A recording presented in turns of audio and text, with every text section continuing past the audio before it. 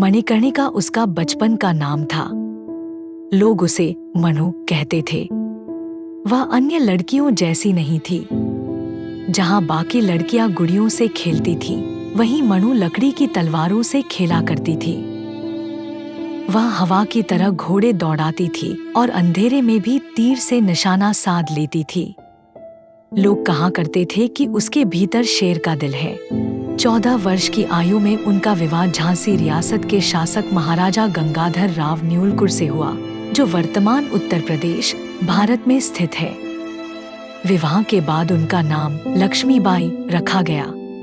रानी लक्ष्मीबाई और महाराजा गंगाधर राव ने अपने पुत्र की मृत्यु के बाद 1853 में दामोदर राव को गोद लिया, ताकि राज्य के लिए एक उचित उत्तराधिकारी सुनिश्चित किया जा सके।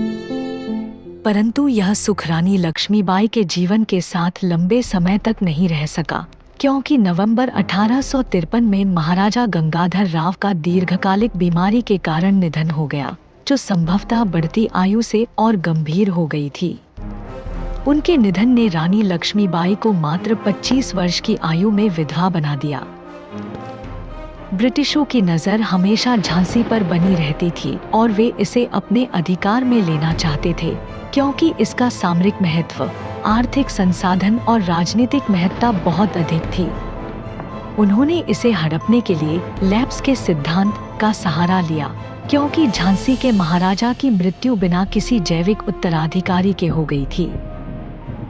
ब्रिटिशों ने गोद लिए गए पुत्र दामोदर राव को मान्यता देने से इनकार कर दिया और समृद्ध राज्य को अपने साम्राज्य में मिलाकर मध्य भारत पर अपना नियंत्रण बढ़ाने की योजना बनाई। लेकिन रानी लक्ष्मीबाई ने इस प्रस्ताव को सख्ती से ठुकरा दिया। रानी लक्ष्मीबाई ने एक ऐसी सेना तैयार की जिसमें पुरुषों के साथ साथ महिलाएं और आम नागरिक भी शामिल थे, जो उनके साथ खड़े थे।